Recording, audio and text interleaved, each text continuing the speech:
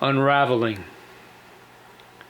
of the Theocracy reign order of the Nyabingi of Jamaica.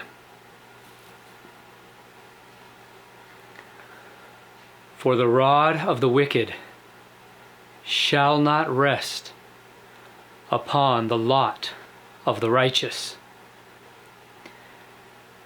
lest the righteous put forth their hands unto iniquity. Psalm 125. Published by Wise Mind Publications, Montego Bay, Jamaica, West Indies. Wise Mind Publication at gmail.com. Wise Mind Publications. Copyright Wise Mind Publications 2024. All rights reserved. No part of this publication may be reproduced or stored without prior permission of the publisher. Unraveling of the Theocracy reign order of the Nyabingi of Jamaica. Written by Rastafari. Edited by Scott Mosher. Layout by Rastafari. Cover design by Ja Reveal Designs.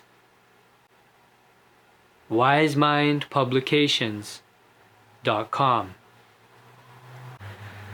Table of Contents. Page 5. In the Beginning. Page 8. Street Preachers. Page 14. Disputes and Verdicts. Page 16. Tabernacle Establishment. Page 17. Doctrinal Differences and Revolution. Page 21. Rastafari Activist. Page 24. Elected Priests. Page 25. The administrative structure of the Order of the Nyabingi. Page 26. Nyabingi Tabernacle Troubles. Page 26. Vision going forward. Acknowledgements. Special thanks to Elliot Lieb, whose knowledge and guidance had made this work possible. Pictured here is ancient Bongo Isaac.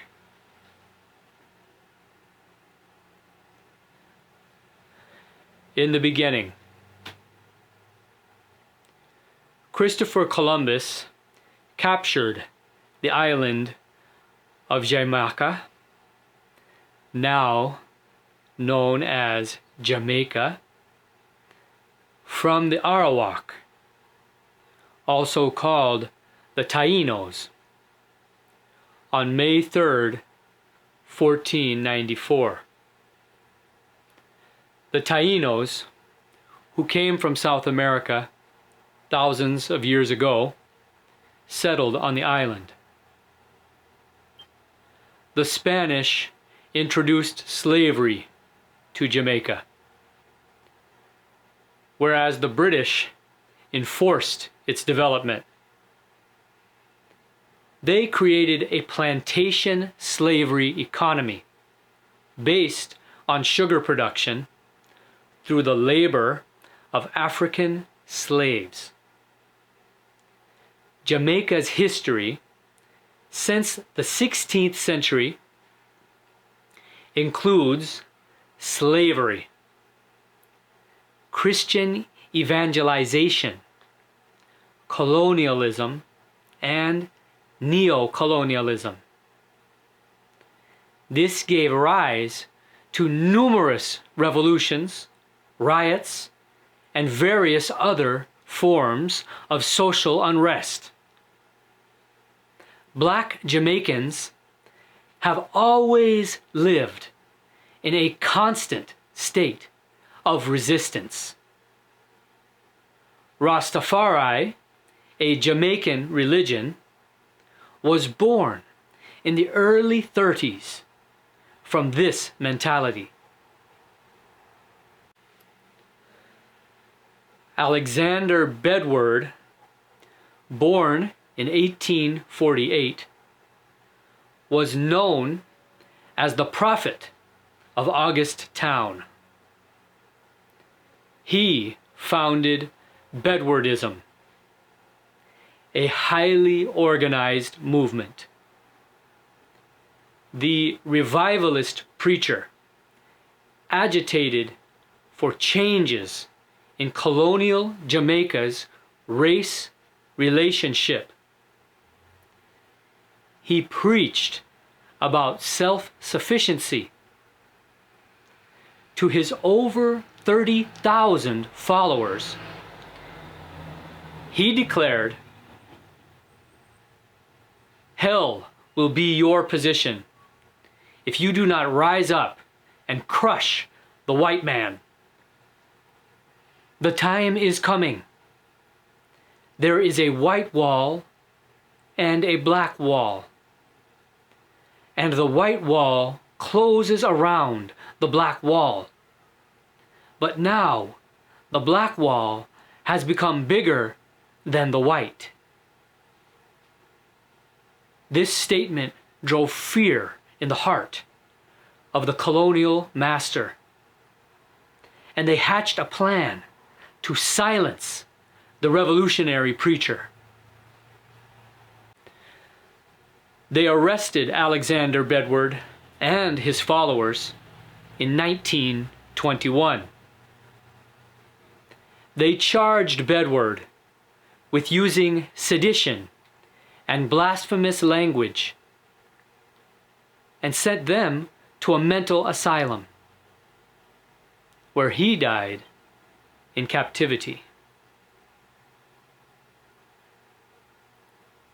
This is a travesty of justice. It's blatant discrimination and prejudice. It's a human rights violation against the right of an individual to hold their religious beliefs. The colonial presence in Jamaica used all means to enforce its powers, but it could not break the willpower of the Jamaican people. Colonialism's attempted destruction of the Native Baptist Church, founded by Alexander Bedward, and the Black nationalist movement, was a travesty of justice. And the emancipated slave was faced with the double-edged sword of Christianity that was wielded against the core of the scriptures. The earth is the Lord's, and the fullness thereof, the world and they that dwell therein. For he has founded it upon the seas, and established it upon the floods. Psalm 24, 1-2.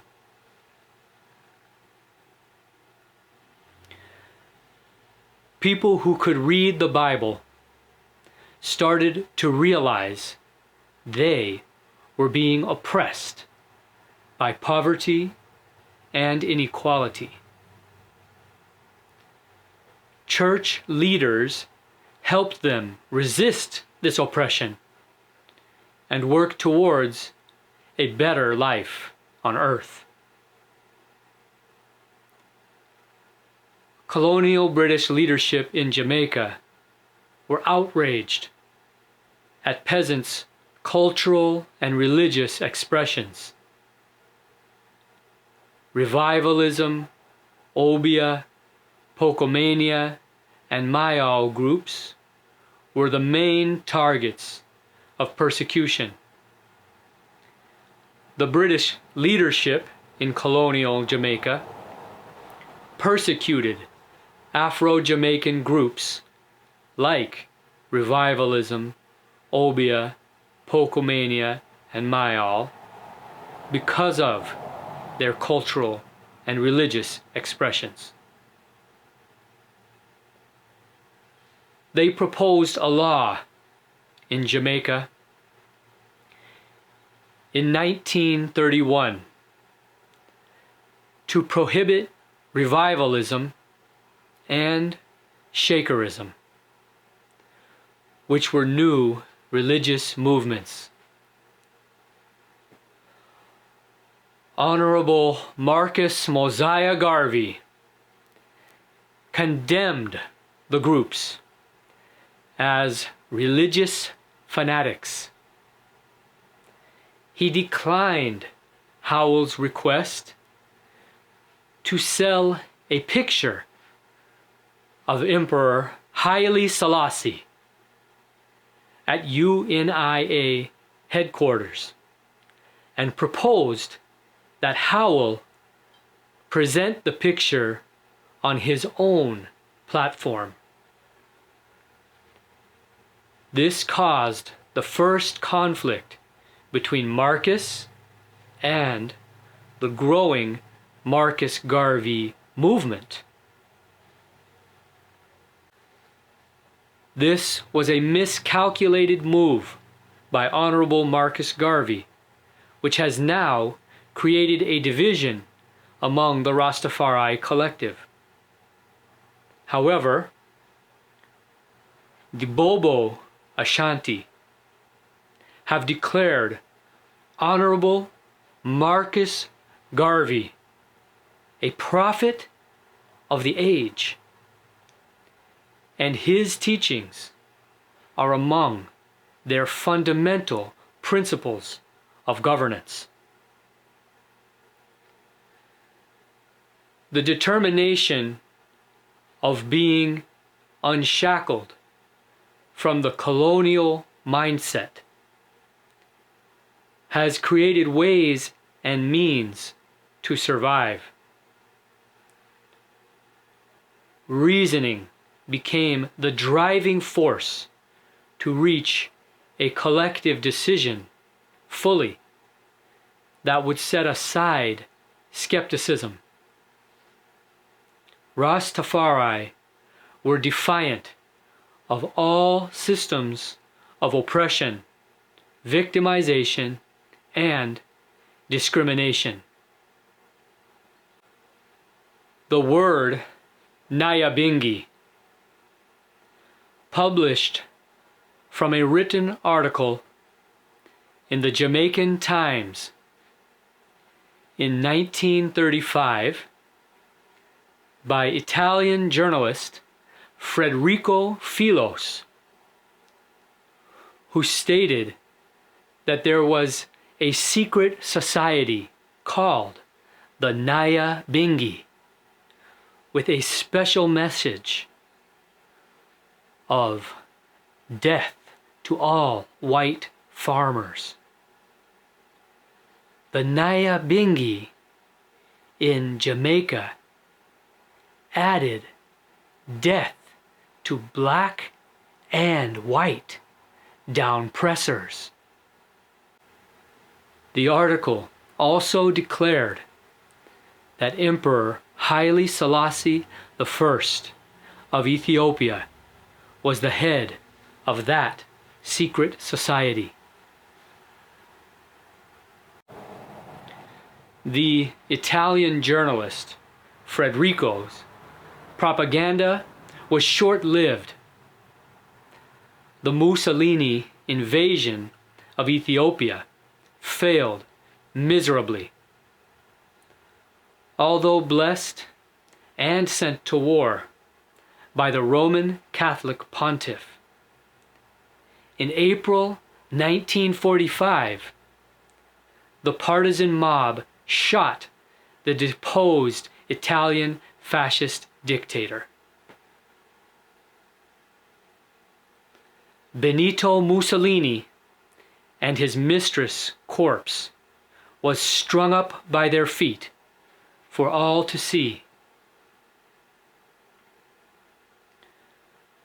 The Ethiopian World Federation Incorporated, founded by Emperor Haile Selassie in 1937 in New York City, to spearhead the collective resistance of the black people of the world towards the Mussolini invasion. In 1938, the movement reached Jamaica, and they established several locals in Kingston, Jamaica, and rural areas.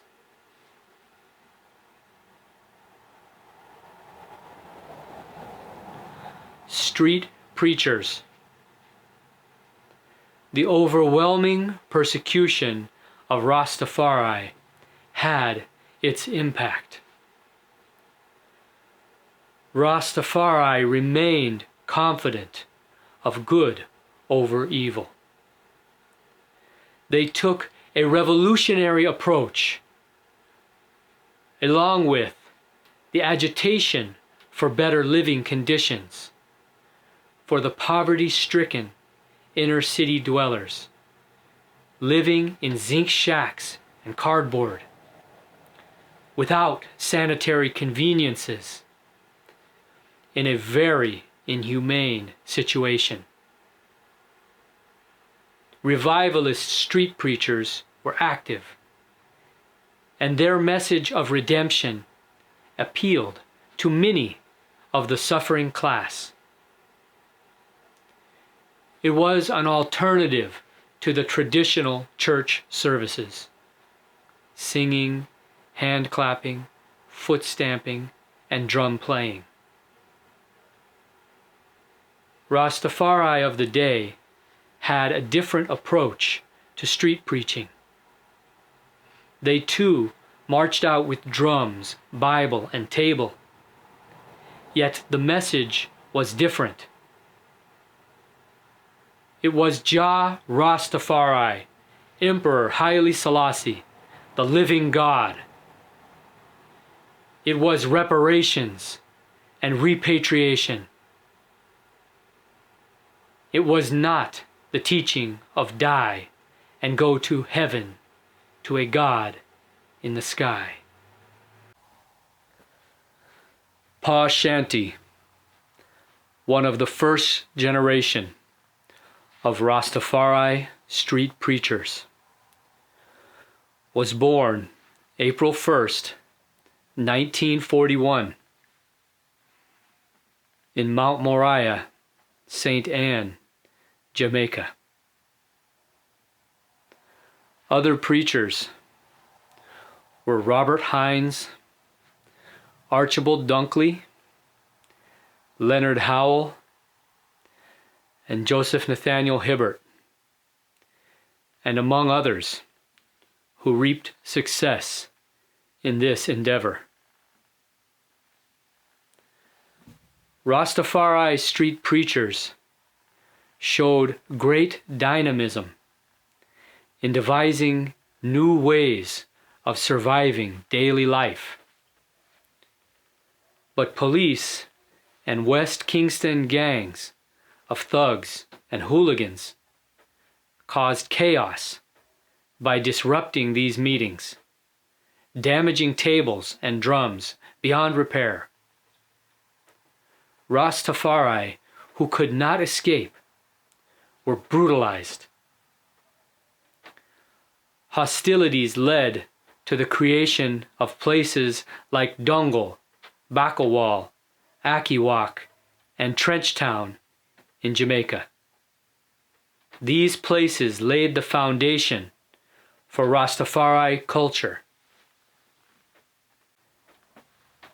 In the 1940s, Leonard Percival Howell, one of the first brethren preaching about the divinity of Emperor Haile Selassie, established the largest Rastafari camp, Pinnacle, in the parish of St. Catherine in the hills near Sligoville.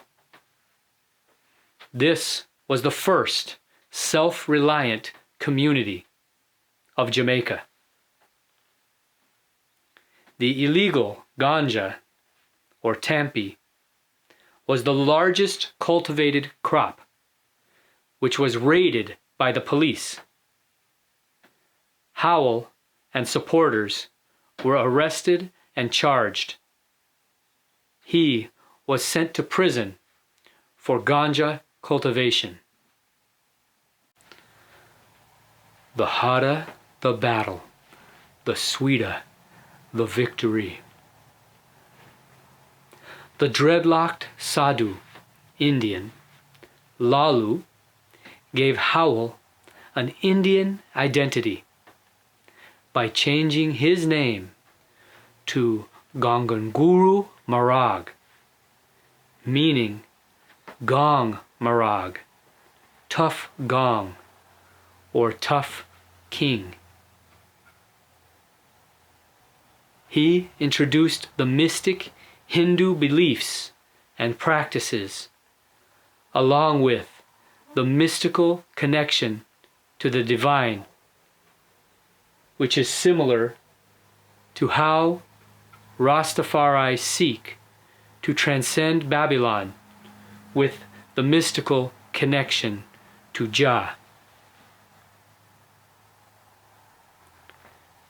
Pictured are a Sadhu Indian and Honorable Leonard Howell.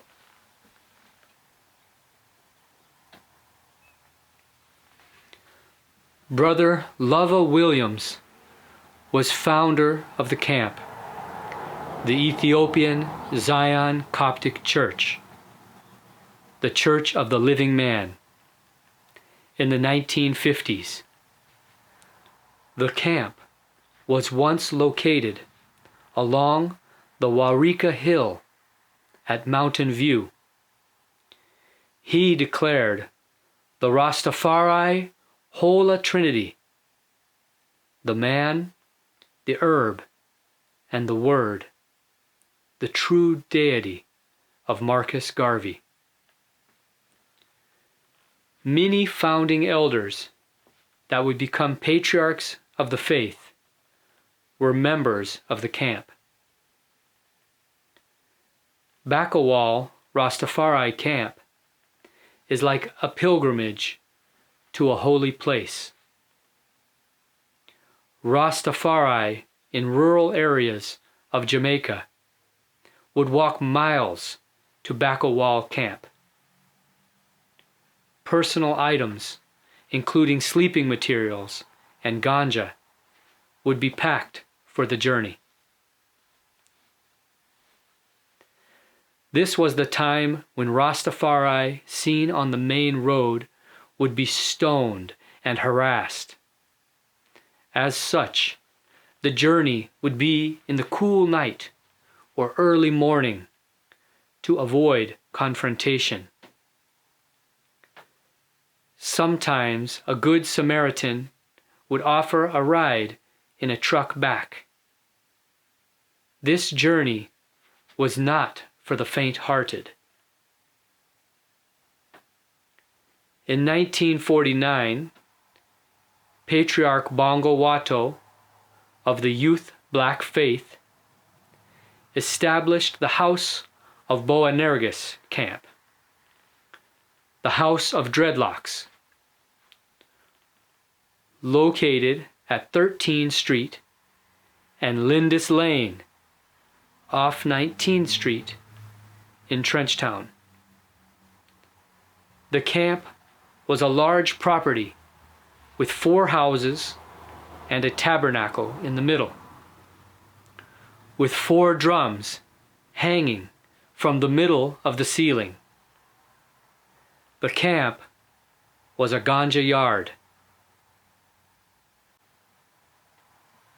Some Rastafari lived on the campsite and provided accommodation for visitors. In the late 40s and 50s, Rastafari sisters who frequented the camp from various areas of Kingston would rent a house close to the camp to provide room and board for traveling Rastafari and their families. However, when the landlord found out, a notice of dismissal was immediately given to the tenant to vacate the premises.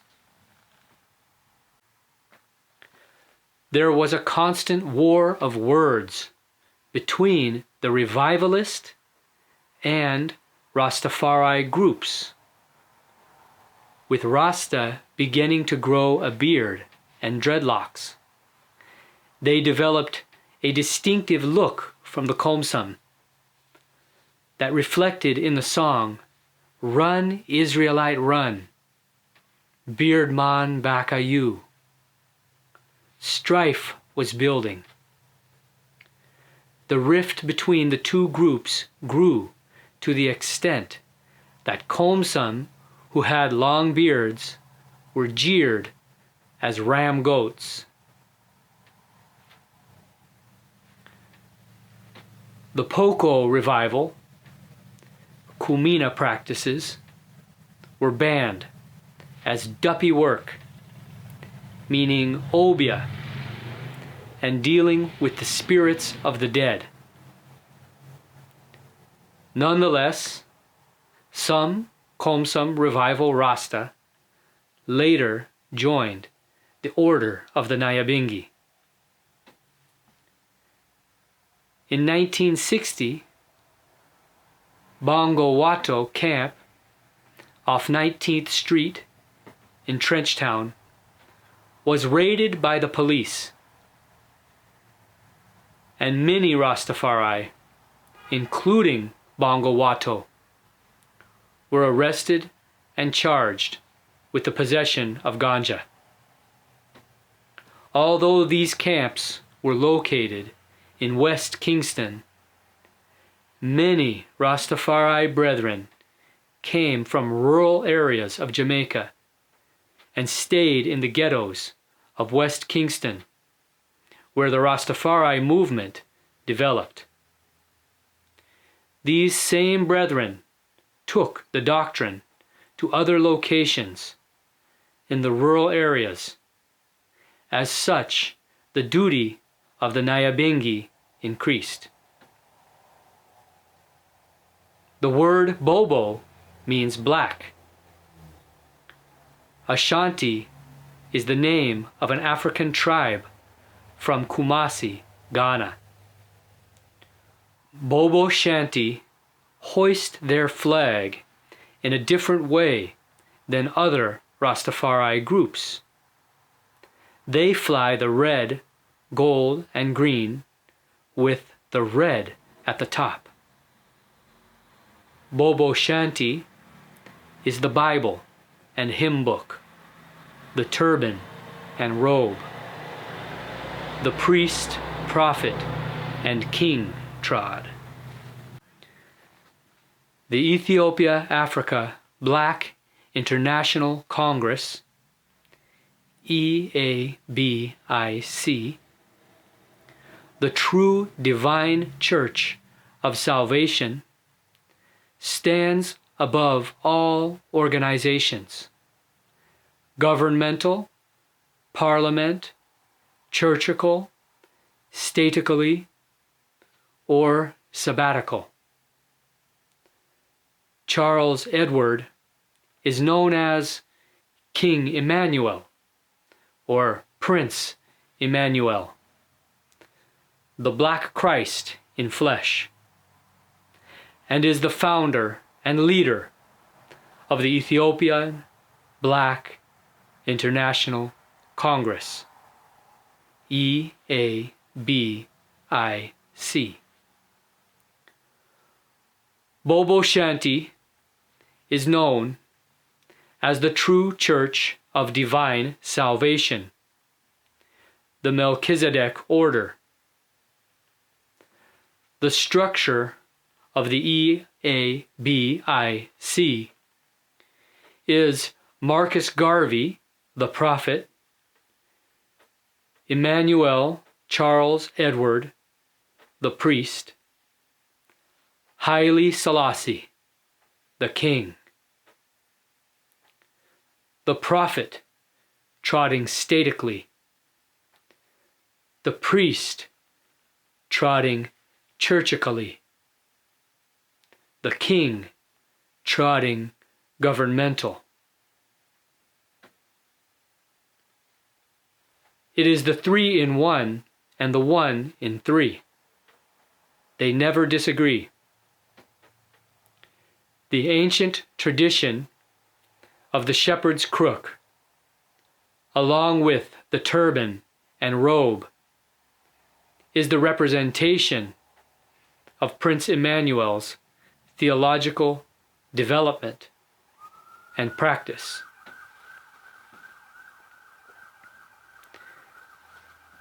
Pictured is Samuel Livermore Brown. In the 1960s, Samuel Livermore Brown and Ross Shadrach of the Church Triumphant Camp was on Foreshore Road.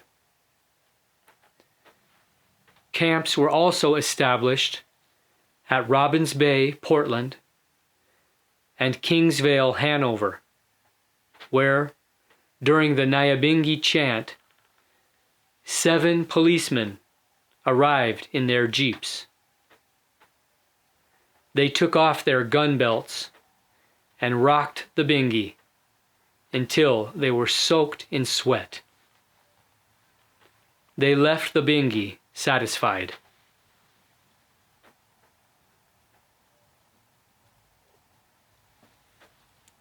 Here pictured are matriarch Nanny and group chanting.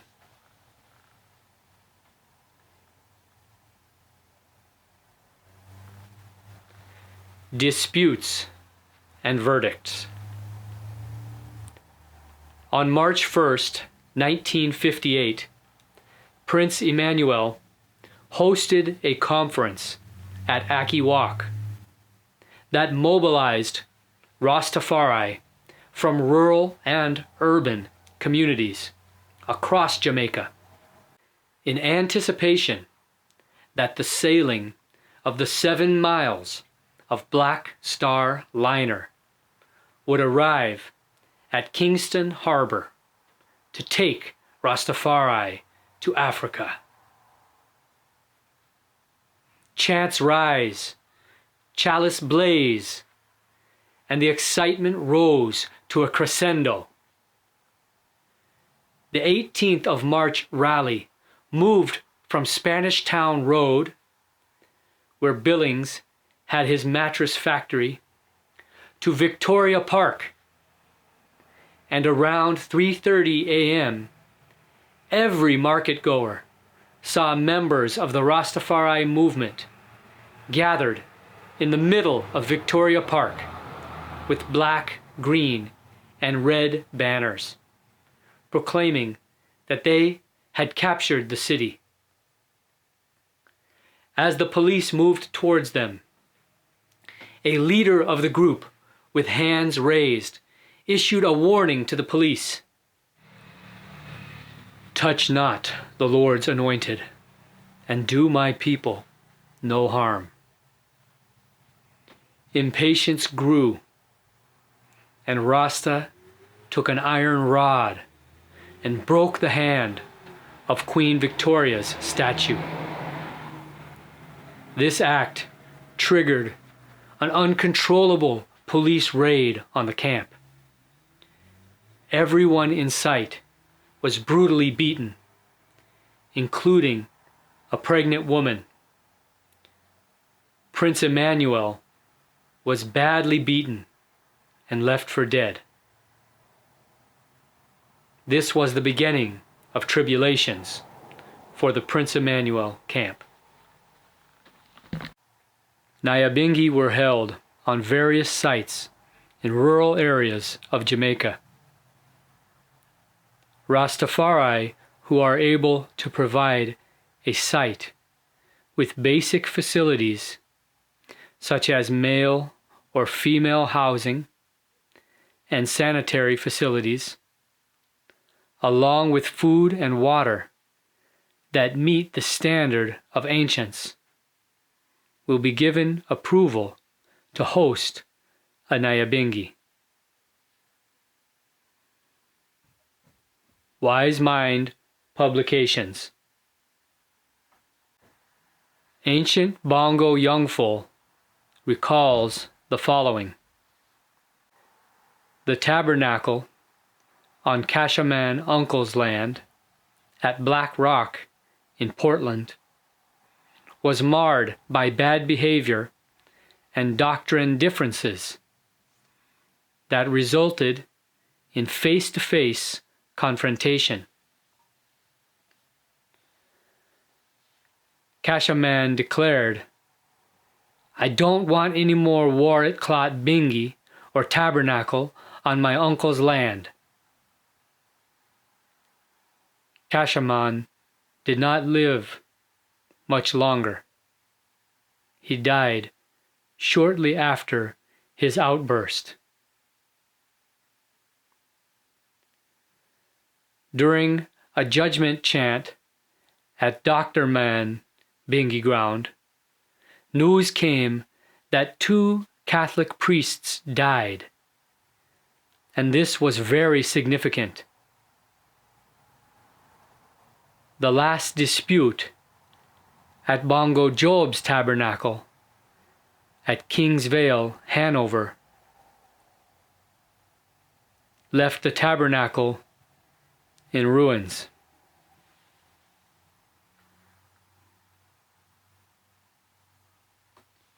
Someone was found drinking rum in the tabernacle at Spur Tree Hill, while at Angelites Bingi there was opposition, war, strife, and division.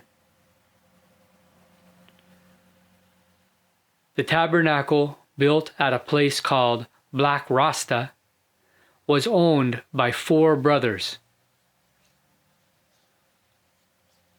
One of the brothers was killed in an ambush.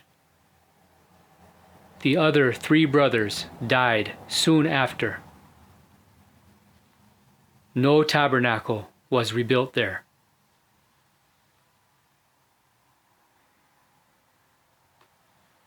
Nyabingi Tabernacle Establishment. In 1976, Pa Shanti was among a corps of patriarchs, along with Bongo Puru, Bongo Lloyd, Bongo Jack, Bongo Blackheart, Ross Huai, Ross Daniel, and Bongo Watto, who officially chartered the Haile Selassie Theocracy government at Bull Bay, St. Thomas, Marley Beach. The ancients did not establish the Nyabingi as a church. Church and state, along with men and people, are aggressively persecuting the house of Rastafari. Who can deny that? The narrative of the use of the Bible and accepted divinity of Emperor Haile Selassie I would categorize Rastafari as religious. Yes, there are churchical chants, yet Rastafari don't practice religiosity as church people do. It is well known that the wicked and the righteous use the Bible, using the same chapter and verse with a different interpretation. The first Nyabingi ground, established in the 1980s at Granville Pit 4, comprises a tabernacle, male and female quarters, a kitchen, along with toilet facilities. In later years, Scotts Pass Nyabingi Ground, Great Pond Nyabingi Ground, Malvern, and a few others were created.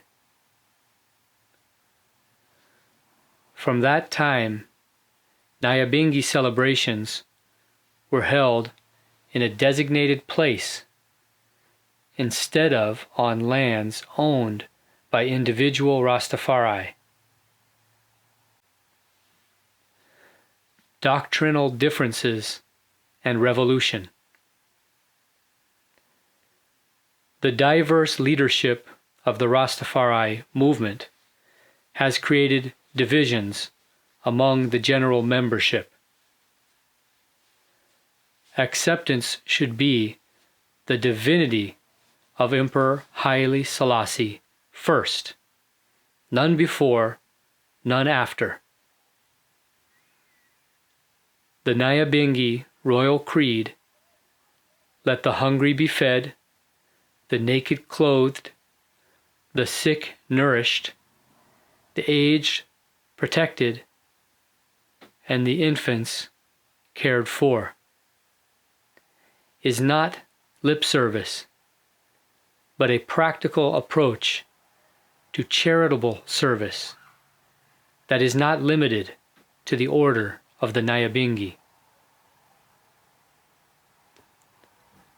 Conflicts arise when the members of the order of the Nyabingi decide to fly their emblem with green on top on the Bobo Ashanti ground, while the same conflict arises when the Bobo Ashanti decide to wear turban and fly their emblem with red on top in the Nyabingi Tabernacle. This has become a standoff with no end in sight. The official greetings uttered by members of the 12 tribes of Israel members are: greetings in the most precious and divine name of our Lord and Savior, Jesus Christ, who has in this day revealed himself to us in the wonderful personality of His Imperial Majesty, Haile Selassie I. Greetings through the Orthodox faith, not a faith of writs or rites, vows or laws, but the inward function of the heart, acquired through a mystical incorporation or unity in one. In plain words, to be born again.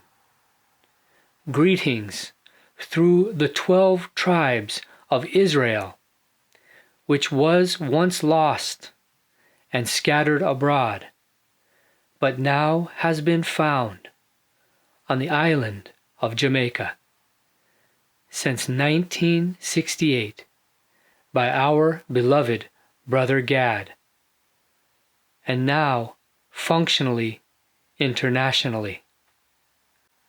We pray for the restoration of the monarchy, Selassie I.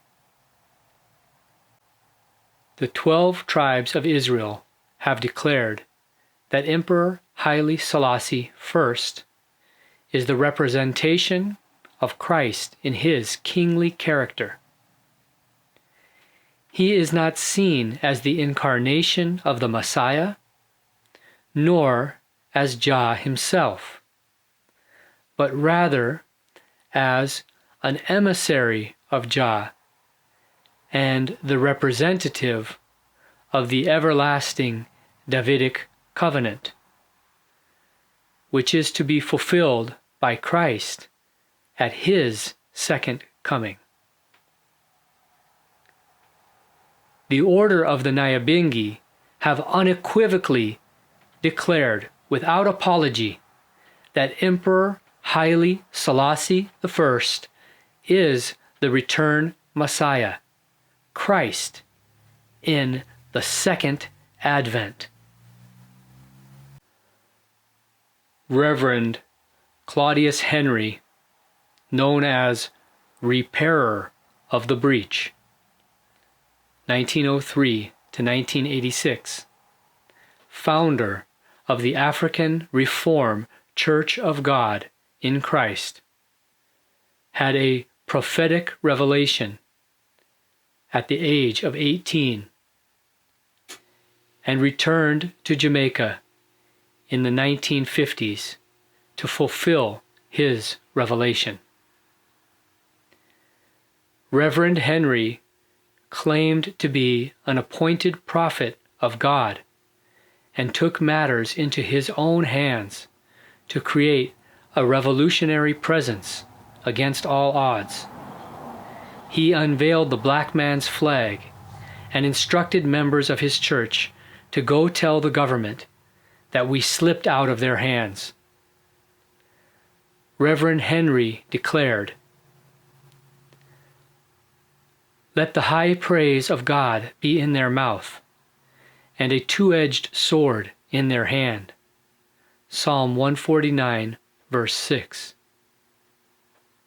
But, verse 7, "Let the double-edged sword bring vengeance upon them, and bring death." Reverend Henry's plans failed in 1960 when he and 15 other members of his group were arrested and accused of plotting an uprising against the Jamaican government. This was the first treason felony case in Jamaica enacted under the 1869 law.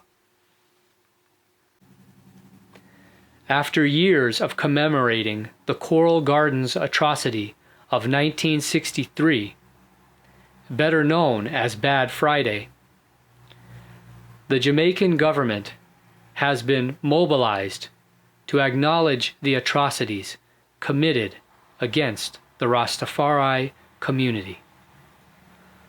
4th April 2017, Prime Minister Andrew Holness apologized in Parliament to those who were unjustly targeted, and a 10 million Jamaican dollars trust fund was established to pay reparations to the survivors. The dilemma is that no form of compensation has been made available to the collective of Rastafari, who have lost loved ones and have suffered tremendously as a result of this blatant injustice and outright decimation. The rise of reggae music helped make Robert Nesta Marley a global figure. Uptown children became Rastafari, alluding to the prophecy that one would be taken from every family and every city. Jeremiah 3:14. Although the camps were dismantled, this did not prevent the movement from spreading spontaneously to other communities worldwide. Sound system, with its vast collection of dub plates and roster of top-ranking DJs, mobilized the power of the Rastafari to create reggae music, the rallying point for the oppressed, depressed, and dispossessed. Them belly full, but we hungry. A hungry mob is a angry mob. A rain a fall, but the dirt it tough. A yata yuk, but yud not enough. You're gonna dance to Ja music, dance. We're gonna dance to Ja music, dance. Oh. Cost of living gets so high, rich and poor, they start to cry. Now the weak must get strong. They say, oh, what a tribulation. Bob Marley, them belly full, but we hungry. The charismatic Michael Manley was not to be underestimated and was determined to get Rastafari support and began to present himself in a Rastafari context, emphasizing Africa and Rastafari concerns. Michael Manley went to Ethiopia and returned with a rod, which he called the Rod of Correction. He called himself Joshua and caught the attention of many Rastafari. He also uttered the words democratic socialism, which many were skeptical about as they chanted democracy, time for a change, better must come, and power for the people. Michael Manley gave hope to the oppressed and dispossessed. As such, he gained the trust of many Rastafari, even those who did not cast a vote. The garrison enclaves are swing centers for political votes, yet within these communities, it's a gangland turf with boundaries of green for the JLP and orange for the PNP. The situation created the rise of political gangs and area leaders aligned to their favorite parties. Rastafari in these political areas gained the Dawn approval as they were of no threat. The majority of Rastafari don't have a voter's ID card. They have decided that both political parties are the same polytricks. Bob Marley, the peacemaker, sang Jamming at the One Love Peace Concert on April 22nd, 1978. He took the liberty to bring on stage Michael Manley and Edward Seaga, who shook hands on stage. This was called the Peace Treaty of warring political gangs. Rastafari activist. The Rastafari agitation for repatriation and reparation has been championed by charismatic Rastafari leadership with steadfast preservation over many years. A political decision was made by the colonial government, who blatantly denied this call. Yet Rastafari found ways and means to migrate to various countries in Africa. The Most Right Honorable King Emmanuel Charles Edwards, founder, leader of the Ethiopian Africa Black International Congress, EABIC, Church of Salvation, had agitated for freedom, redemption, international repatriation with compensation, human rights, and human justice, Article 1 through 30 of the Universal Declaration of Human Rights, UDHR. The EABIC submitted letters and documents to the United Nations, UN. All nations that benefit from slavery and slave trade. Mortimer Plano, one of the foremost representatives of the Rastafari movement, has demonstrated through his life work that repatriation is a human right, and called for repatriation or rebellion. Jah Lloyd was one of the leading Rastafari voices and spent most of his adult life campaigning for repatriation. He also made a significant impact with his lobby for the reparation and repatriation of the descendants of Africans forcibly taken under British slavery. Jah Lloyd was amongst the bravest revolutionary warriors who waged a forceful crusade in the struggle for repatriation and reparation. He burnt a British flag at that country's High Commission office. He set fire to a tree planted by the Queen at National Heroes Park, where he was staging a Nyabingi ceremony. Reference to Rastafari journalist Barbara Blake Hanna.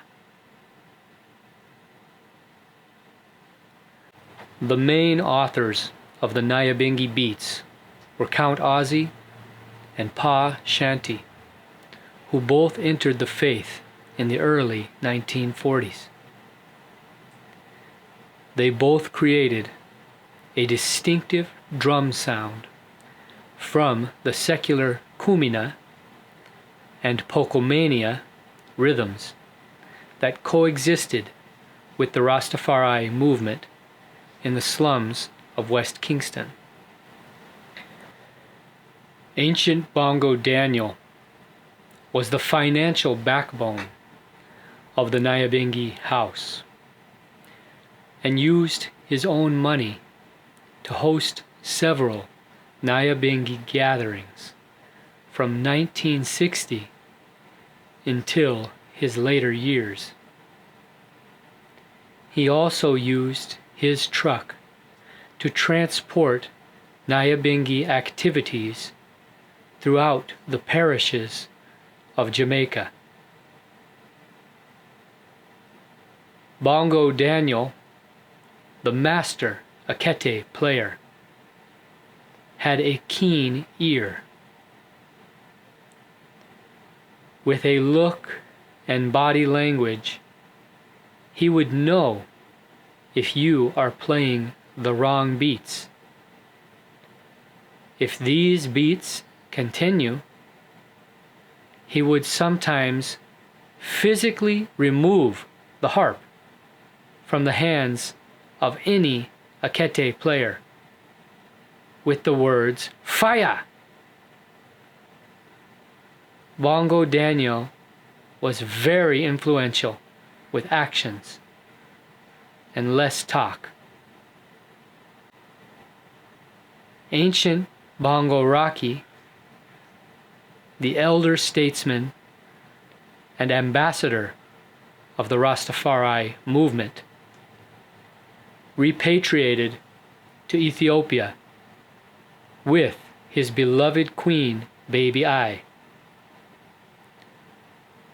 Bongo Rocky led delegations and meetings with head of state politicians and African Union AU representatives, as well as local and regional dignitaries on behalf of the Shashamane community and the Rastafari nation.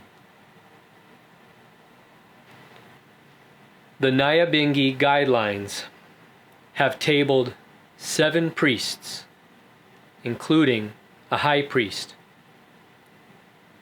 Traditionally, officiating elders were considered priests. The concept of a priest is new and has been never clearly defined. It was a title with self-imposed duties. The patriarch and matriarch of the faith do not carry religious underpinning and do not require theological training. It is customary that a priest should have defined duties. Unfortunately, the duties only consist of reciting psalms and prayers. Elected priests. High Priest George Ions, Priest Bongo Tawny, Priest Bongo Shefan, Priest Bongo Vincent,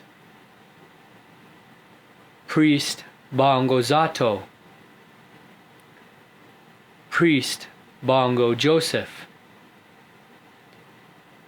Priest Bongo I. Priest Bongo Vincent migrated to South Africa, and Priest I is in Jamaica, is inactive due to health problems. Other priests have become ancestors. The Nyabingi Ancient Council of Jamaica proclaims, "No one should build a tabernacle and call himself a priest. The high priest should be appointed and anointed. A priest must take the oath of office. A certificate of office should be given to the 7 priests. A Nyabingi celebration should not be held at any brethren's gates." The administrative structure of the Order of the Nyabingi. The administrative structure of the Order of the Nyabingi requires a high level of responsibility and training. Elders who are not trained in administration find it difficult to manage the new administrative structure, which now requires more communication skills and a governmental approach to resolve community problems. The priesthood and the 7 priests are a new development within the order of the Nyabingi. In the beginning, there was no tabernacle. The gathering was called groundation. The first high priest, Bongo Puru, and associate priests did not provide any written document to elect members to the priesthood. The officiating position was filled by experienced ancients and individuals who volunteered. Rastafari in the global communities would sometimes accept the decision of the Nyabingi house in Jamaica without questioning any incompetence or bad administrative practices.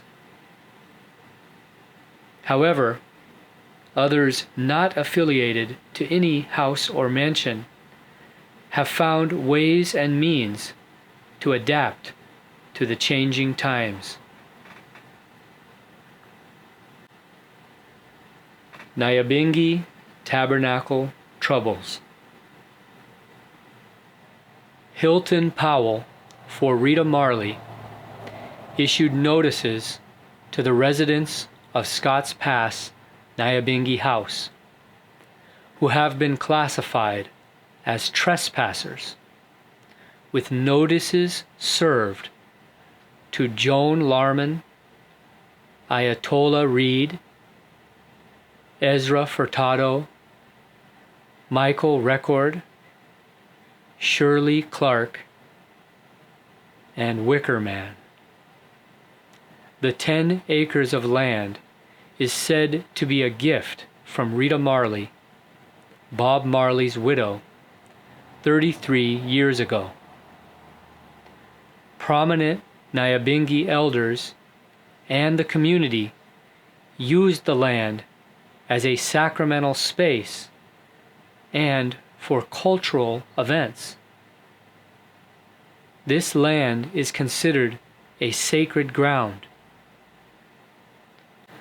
Mortimer Plano, Granny, and Bongo Sheffin Fraser are buried there.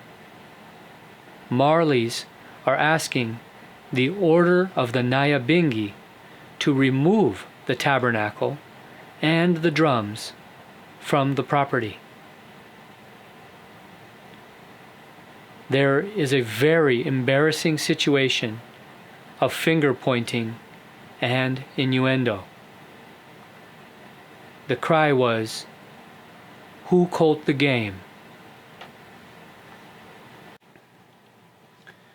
Vision going forward. The order of the Nyabingi is the mother house, comprised of matriarchs and patriarchs of the faith. The religious narrative is Emperor Haile Selassie is Christ in the second advent, Jah Rastafari. In semantics, some say Yah Rastafari.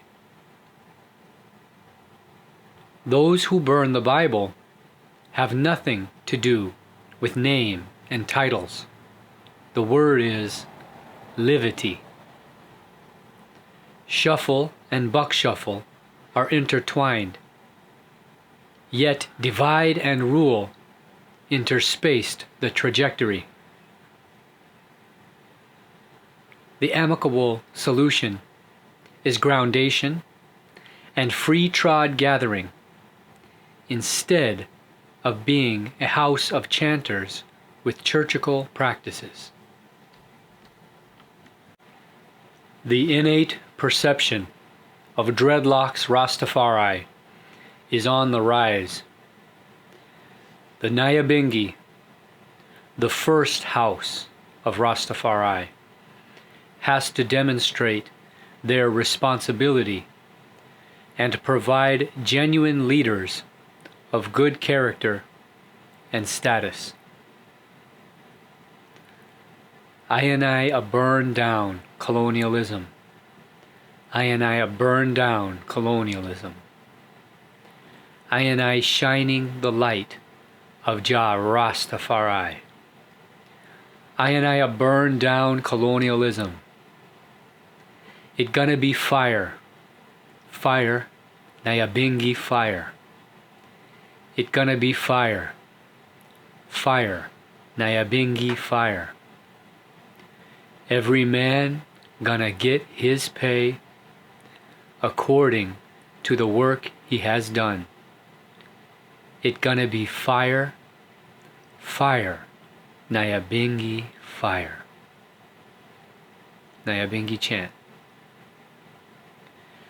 The sages have spoken.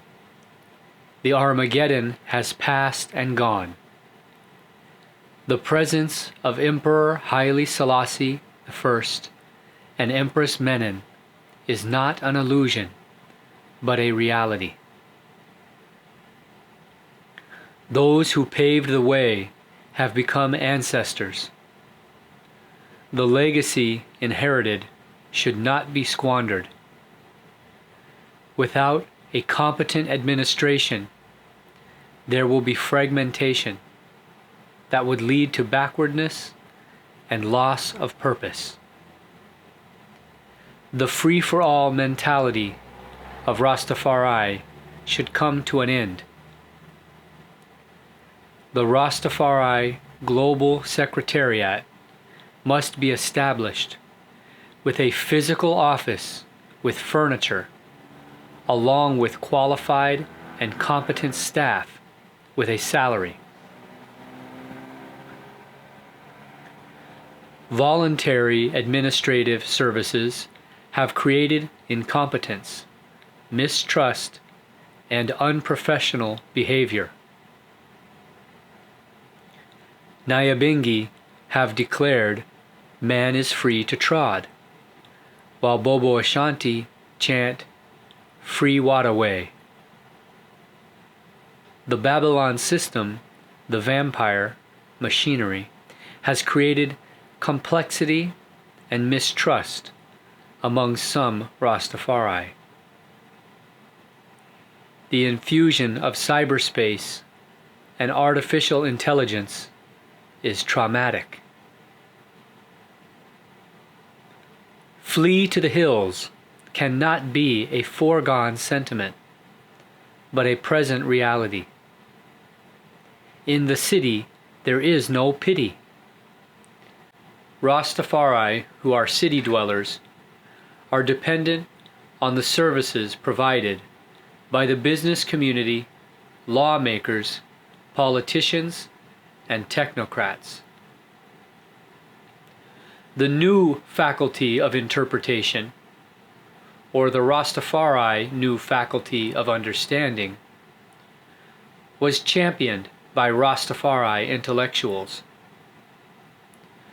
The Rastafari Global Secretariat, introduced by the Order of the Nyabingi of Jamaica, was not given the support it deserved due to disagreements among Rastafari with limited global vision. Incompetence and empty words hinder progress, while frustration is growing among those of good intention. Semantics has clouded the vision of the egotist. In these changing times, Rastafari must become the modern antique. The fourth generation should embrace their inheritance in this time of nation building. Years of fire-burn mentality and the rejection of the teachings of His Majesty have cleared the way for new seeds to grow and flourish. Unfortunately, the present Order of the Nyabingi administration has blundered their chances to lead the Cannabis License Authority to ensure that full sacramental rights are awarded to all Rastafari individuals in Jamaica instead of the 2 ounces of smoking ganja and 5 plants in the field. This is not good enough. Rastafari homes and business places have been raided by police, and individuals found with ganja are arrested and charged. Ganja has been an integral part of the Rastafari lifestyle. The expectation was that the Nyabingi house would lead the discourse with the government of Jamaica to reset the Cannabis Act. Unfortunately, this was not realized. It was an opportunity missed. The government of Jamaica has identified ganja business as a multi-million-dollar cannabis industry.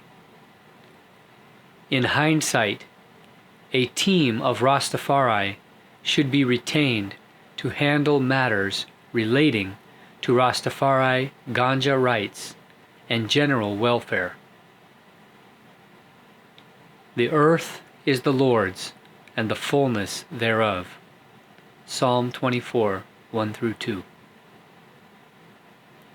Trod along, angels, trod along in Jah own way, trod along in Jah own way. Persecution I bear, trials and crosses in I way. Say the hotter, the battle, the sweeter, Jah I tor re. Trot along, Nyabingi chant. The ultimate goal is the restoration of Rastafari roots and culture. The Nyabingi administrators of Jamaica have yet to come to grips with the changing environment and the state of mind of those who are seeking an alternative lifestyle. If Nyabingi remains a chanting house of fire burn, the rising emotions alone will be a travesty if solutions are not in place to undo the wrong committed by means of restorative justice led by the custodians of the faith. If Rastafari musicians and other Rastafari professionals are about self-interest and preservation, the foundation that was built by the ancients will not yield fruit. The defiance of colonial norms, and indeed the brutality of the Nyabingi ancients, were not unnoticed. The government of Jamaica's appeasement of Rastafari in the form of compromise has taken its toll, and many who were revolutionaries have become passive. The blazing fire has become lukewarm. Rastafari movements, as indigenous or religious, have created some stability or open frustration for many. The door is open to the infiltrator. Like it or not, cyberspace is alive. The idea of Nyabingi as a secret society cannot be successfully argued. The advent of this computer age has opened doors of communication to Rastafari over land and sea. Before this global networking, a Nyabingi groundation was a place of cleansing. The fire key on the Nyabingi ground would not go out.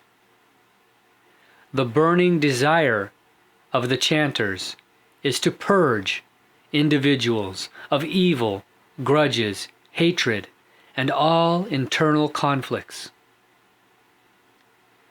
The chanting is a supplication to Emperor Haile Selassie for the removal of stumbling blocks in the way, and blessings, guidance, long life, and prosperity. There are conflicting motives and disagreements among the Rastafari leadership in Jamaica, whereby one set of leaders from the Nyabingi House of Pitfor confers the name the Church of Jah Rastafari, His Imperial Majesty, Emperor Haile Selassie I, Theocracy Reign, Order of the Nyabingi, or, in short, the Church of the Theocracy Reign, Order of the Nyabingi. By doing so, the Theocracy Reign, Order of the Nyabingi is in limbo.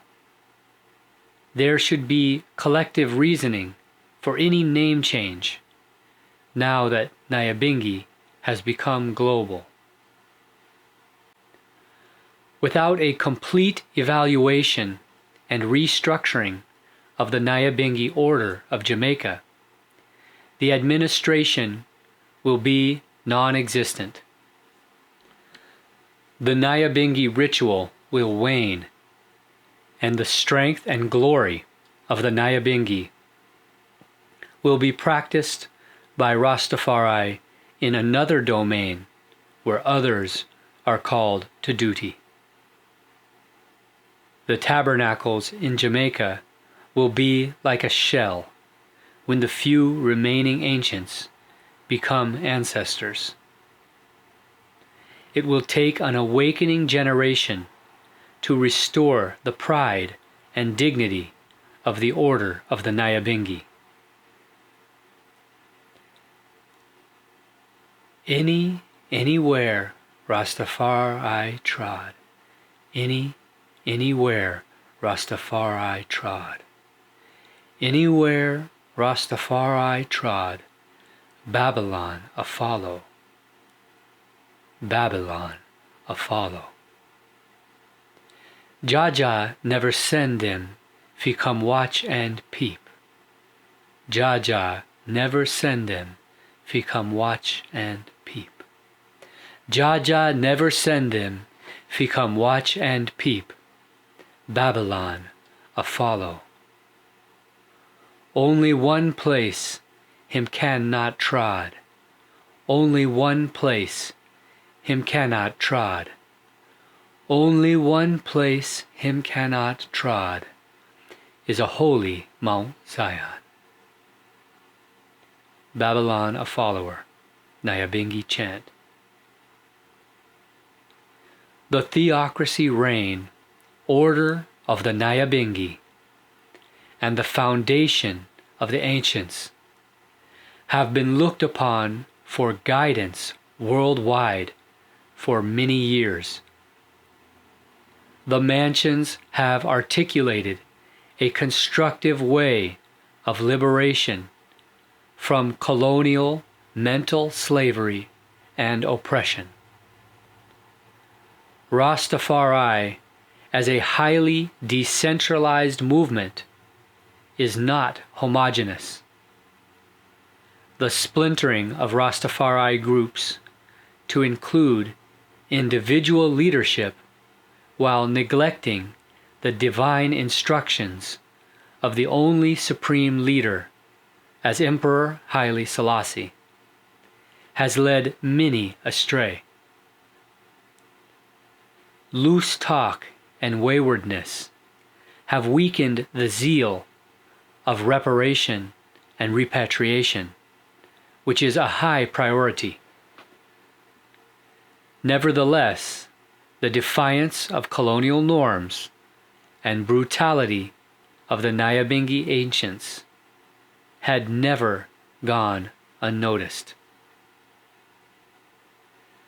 The changing political, economic, and ideological issues facing Rastafari culture today should reaffirm the original goal of Rastafari, with the ultimate goal of the restoration of Rastafari culture, to tailor for the needs of Rastafari and people of African descent. However, they have used Rastafari creative energies to advance specific agenda over time. The self-centered, egotistical administrators of the Nyabingi House of Jamaica tenure should not continue to squander the gains of the patriarchs and matriarchs of the faith. If this unhealthy trend continues, it will be more difficult for the incoming generation to rebound. The order of the Nyabingi is scrambling to restore their integrity after the transition of the most prominent ancients of the faith. The present generation has lost the mobilizing zeal for reparations and repatriation. Instead, there is compliance to society's ways with the desire of acceptance, which is far-fetched. There should be a practical approach to Rastafari sustainable development in the areas of food and nutrition, medical solutions, and caregiving, along with Rastafari learning centers, which would provide the historical documents, films, and research materials on the Rastafari movement from the time of inception in Jamaica. The Internet has become a virtual storage and knowledge base that catalogs precious information of the Rastafari movement. This has its benefits. However, efforts must be made that the order of the Nyabingi establish their own archive storage building that would be available to the Rastafari community and general public. In the age of cyber technology, smartphones with Skype, WhatsApp features, and more, many ancients who are not technology savvy and unable to navigate these platforms, the traditional ways of reasoning are face-to-face, which would prevent the sharing of sensitive information online. With the increasing pressure on the Theocracy, the reign order of the Nyabingi hierarchy should recognize the authority of the ancient council and their ability to administer the house in which the ancients are the custodians of the faith, as written in the Nyabingi guidelines. The growing pressure from younger Rastafari to create their own interpretation of the Rastafari movement has raised concerns. The Mother House has decided to refresh the ancient council with 40 ancients, 60 years of age and older, to be seated on the council. In this day and age, where the most prominent ancients have become ancestors, and the new core of elders have become ancients, are responding to the realities of daily existence, food, clothing, shelter, and economic survival, while fully knowing that Rastafari is a way of life that transcends color barriers and prejudice. It has magnetized a global outreach and embrace of different lifestyles that declare a God in flesh instead of one in the sky, or a supernatural being of unimaginable proportion. The God concept of Rastafari is well defined, and to challenge that narrative is pointless. The detractors have become vain in their perspective. The days of preaching and teaching are over. Rastafari have evolved from street preachers and minstrels of Sankey and Moody. The way forward is economic survival in every form and shape. Babylonian system of divide and rule should be avoided by any means necessary. It's unwise to become incorporated into the system of gold rushers and masters of deceit and exploitation. Those who bask in the glory of cheap labor and human slavery will be ranked among the despised and rejected. The objective of pooling resources of like-minded people is achievable. Don't lapse into daydreaming of fleeting illusions that cannot be attained. The Rastafari creed is for the needy and not the greedy. Don't be like the rich and switch. Have a caring attitude for the have-not and marginalized within the wider Rastafari community. Use creative abilities to make the welfare changed. Be cognizant of the word, once a man, twice a child. Know that strength will fail as age increase. Strength in numbers has its benefits. Strive to let there be one voice of Rastafari. Don't conform to the ways of every man or woman for themselves, and Jah Rastafari is for I and I all. Be mindful of the alternative, all for one for all.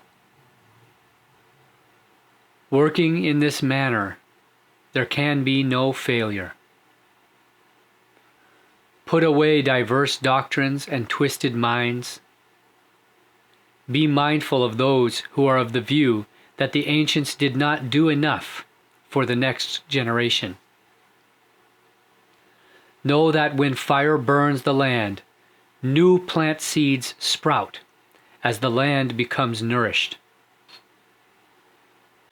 Don't throw away the stick before you cross the water, or you might end up like bees and wasps. Religiosity must not be confused with religious colonization or religious beliefs. Rastafari as anti-colonial resistance is well defined. As such, a strategic approach by means of re-education and meaningful employment for family sustenance and empowerment is of the highest priority. The knowledge of Rastafari is to find self-worth and not live in denial and servitude, knowing that Babylon only tolerates Rastafari. It's time to unshackle the colonial yoke. The increasing warmongering of countries and nations has resulted in the displacement of marginalized generations in Africa and beyond. Memories are still fresh of the slave rebellion of Jamaica, the incarnation of Honorable Marcus Garvey and Leonard Howell, the destruction of Pinnacle, the destruction of Bacawal, the brutal Coral Gardens atrocity, along with the horrifying Dread Act of Dominica. All these events inspired Rastafari to be more vigilant with less trust in the status quo. The role of singers and players of instruments, sound system owners and DJs is crucial going forward. There should be a working relationship with the House of the Nyabingi to take the message of liberation of Queen Nyabingi across boundaries and barriers. The Nyabingi should not be diluted and become a relic or entertainers on a cruise ship. Such acts will become despicable and show the beginning of compromise and weakness of character and a betrayal to the founding patriarchs and matriarchs of the faith.